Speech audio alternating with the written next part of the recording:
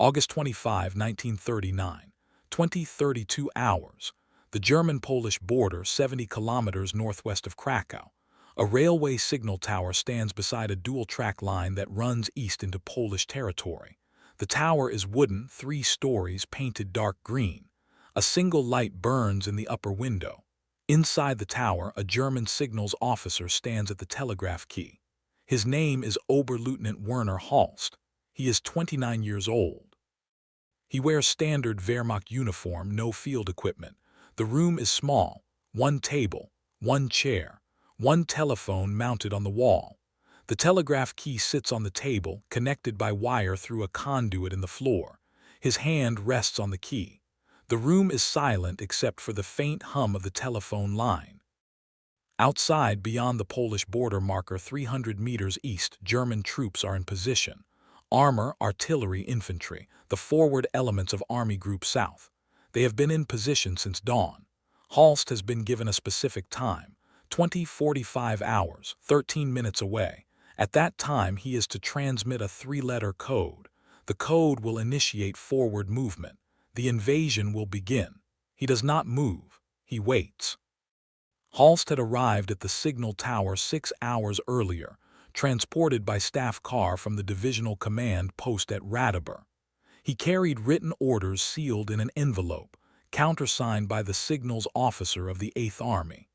The orders specified his location, his equipment, and his transmission schedule. He was to remain at the tower until relieved or until the operation commenced. No other personnel were assigned to the location. The tower had been unmanned for 2 weeks. It was a junction point on a secondary rail line used primarily for freight. The line connected German territory with Polish industrial sites near Katowice. Regular traffic had ceased on August 10 following diplomatic warnings. The rails were intact. The signals equipment was functional. The telephone line connected directly to the Army communications network. Holst had tested the telegraph upon arrival. The circuit was active. He transmitted a confirmation signal at 15:00 hours as instructed. The response came within 2 minutes. The link was verified. He had been alone in the tower since that time. The troops positioned across the border were elements of the 4th Panzer Division and attached infantry units. Their objective was to secure the rail junction at Piszczyn and advance northeast toward Krakow. The operation depended on coordinated movement across multiple sectors. Timing was critical.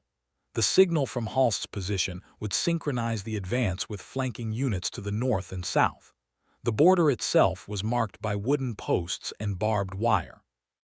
Polish border guards had maintained observation posts along the line until August 23. Those posts were now abandoned. German reconnaissance had confirmed no Polish military presence within 5 kilometers of the border at this sector. Wehrmacht doctrine for offensive operations emphasized speed and coordination.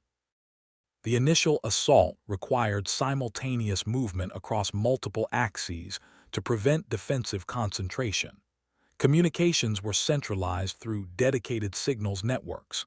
Field units relied on transmitted codes to confirm timing and authorization. The system was designed to eliminate confusion and prevent premature engagement.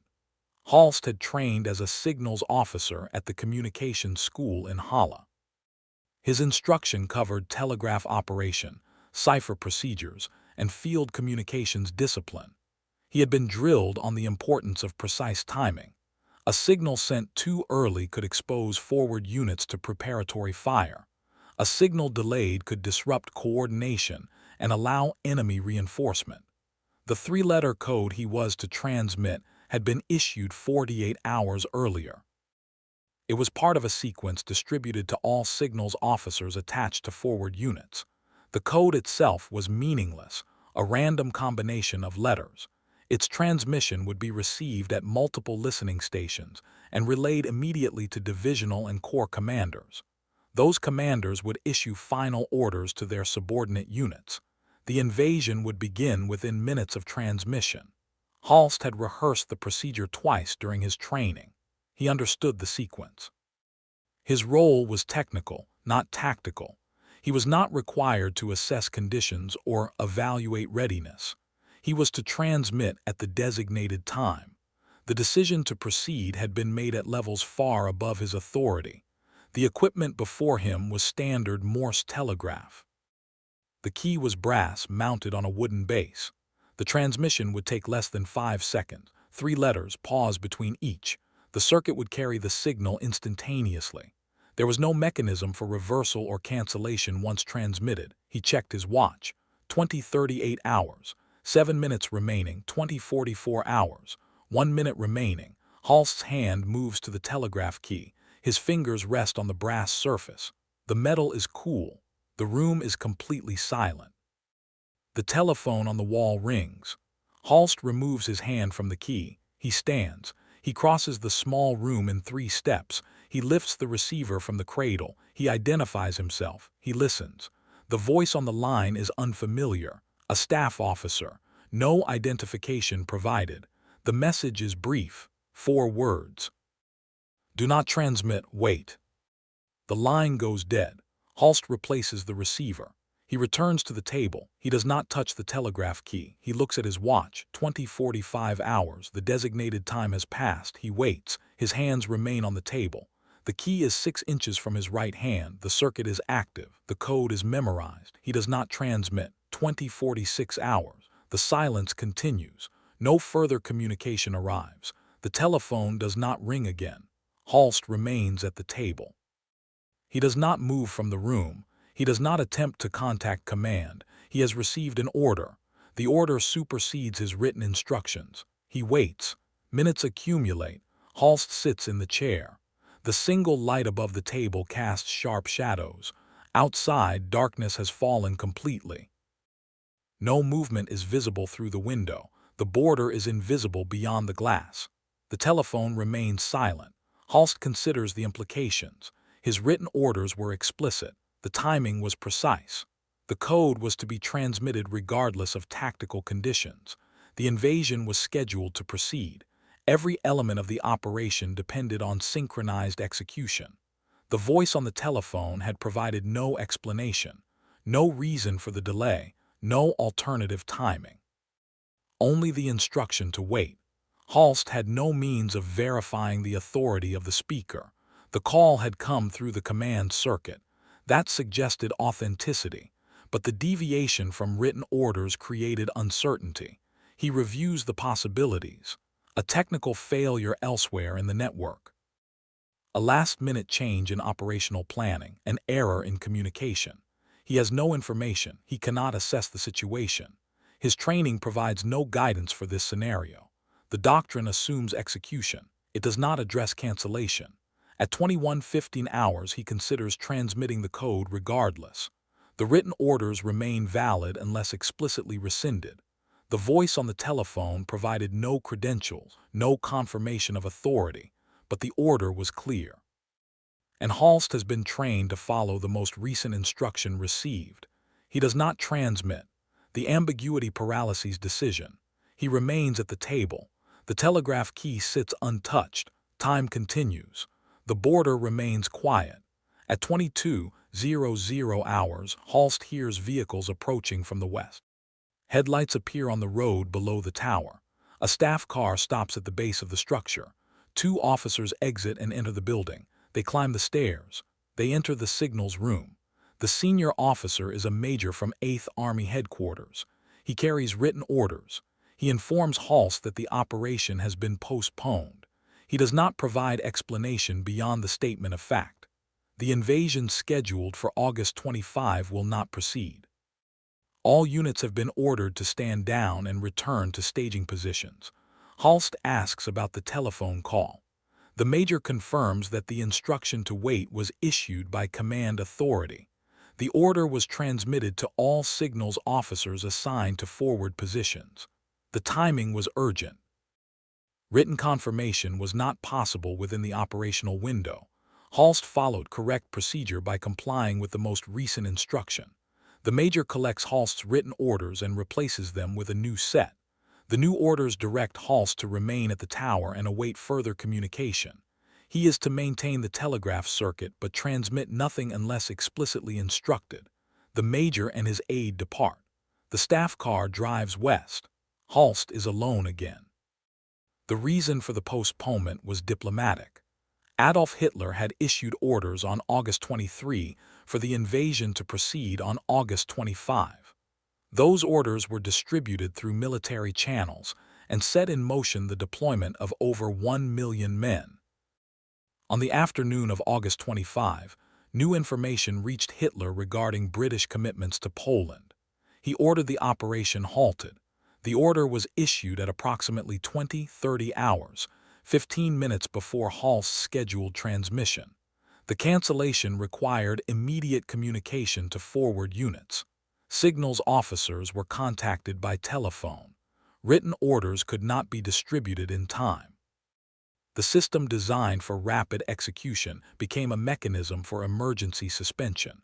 Not all units received the halt order simultaneously. Some forward elements had already begun preliminary movements. Those movements were reversed within hours. Holst remains at the tower through the night. He receives no further communication. At dawn on August 26, he observes German units withdrawing from positions along the border. Armor moves west on the roads. Infantry columns follow. The movement is methodical, not hurried. No contact with Polish forces is reported. At 08:00 hours, a motorcycle courier arrives with written confirmation of the postponement. Holst is instructed to maintain his position until August 28, at which time he will be relieved and return to his regular assignment. He remains at the tower for 3 more days. The telegraph circuit remains active but unused. No transmissions are sent or received. On August 28, Holst is collected by staff car and transported back to Radibor. He reports to the signals officer of the 8th Army and provides a brief account of his time at the tower. The report is routine. No questions are asked about the halt order. Holst is assigned to standard communications duties at the divisional headquarters. The invasion of Poland proceeds on September 1, 1939. The operation begins at 04:45 hours with coordinated attacks across the entire border. The signal tower near Krakow is not used in the September operation. A different communications network is employed. Holst is not assigned to forward signals duty. He remains at headquarters processing routine traffic. The postponement of August 25 is not widely discussed within the Wehrmacht. It is treated as an administrative adjustment, not a significant event. Orders were issued and then revised. The military responded accordingly. No formal investigation is conducted. No after-action analysis is prepared. The events of August 25, 1939, are documented only in fragmentary records. Operational orders for that date exist in German military archives. The cancellation order appears in some command logs but not others. Individual accounts from signals officers and unit commanders mention the postponement briefly, if at all.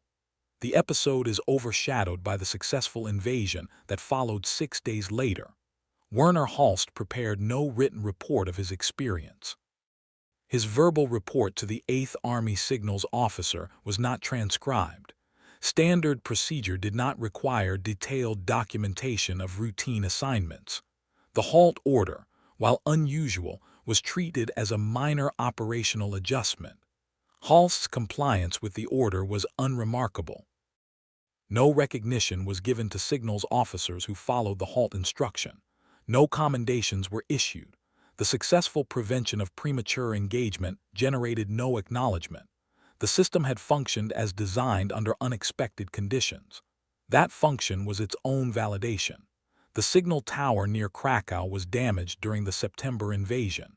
Polish forces retreating from the border destroyed sections of the rail line and associated infrastructure. The tower itself was burned. It was not rebuilt. After the war, the area was incorporated into Polish territory. The site is now farmland. No marker indicates its former purpose. Records of Holst's assignment to the tower are minimal. His service file contains a notation of his posting to forward communications duty in August 1939, followed by his return to headquarters at the end of that month. No additional detail is provided. Werner Holst served in the Wehrmacht Signals Corps throughout the war. He was promoted to Hauptmann in 1941 and assigned to Army Group Center during the invasion of the Soviet Union. He survived the Eastern Campaign and returned to Germany in 1943 following illness. He was reassigned to training duties at the Communications School in Halle, where he instructed new signals officers through the end of the war. He surrendered to American forces in May 1945 and was held in a POW camp until October of that year. He returned to his family home in Thuringia, which was part of the Soviet occupation zone. He worked as a railway clerk until his retirement in 1972. He married in 1947. He had one daughter.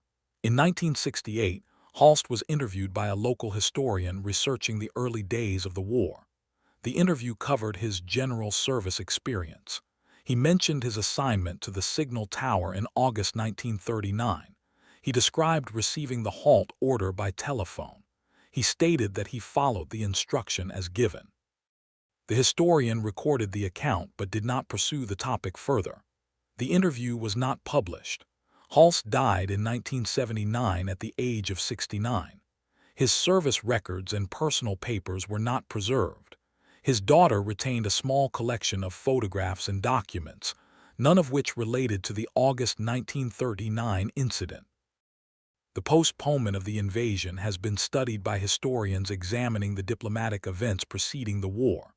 The military aspects of the halt order receive minimal attention. The focus remains on Hitler's decision-making and the political context. The signals officers who implemented the cancellation are not named in historical accounts. A hand resting on a telegraph key, a telephone call, 4 words, a transmission that did not occur. 1 million men who moved forward, then withdrew, then moved forward again 6 days later. A war that was scheduled to begin at 20:45 hours on August 25, 1939, but did not. The signal was prepared. The circuit was active.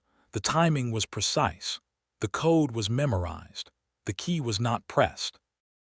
The war began later on a different day through different channels. The signal tower became irrelevant. The moment passed without consequence.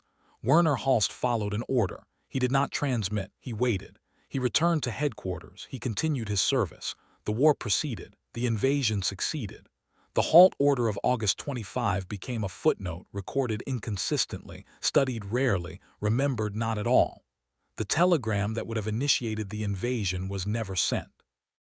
The 3-letter code remained unspoken. The sequence that was designed to begin coordinated violence across hundreds of kilometers of border dissolved into silence. Not because of resistance or failure, but because a telephone rang and an instruction was given and a signals officer complied. The tower is gone. The rail line is gone. The border has moved. The war came regardless, but not at that moment, not from that signal. Not because Werner Holst pressed a key at 20:45 hours on August 25, 1939. He did not press it. The war waited. The silence held, briefly.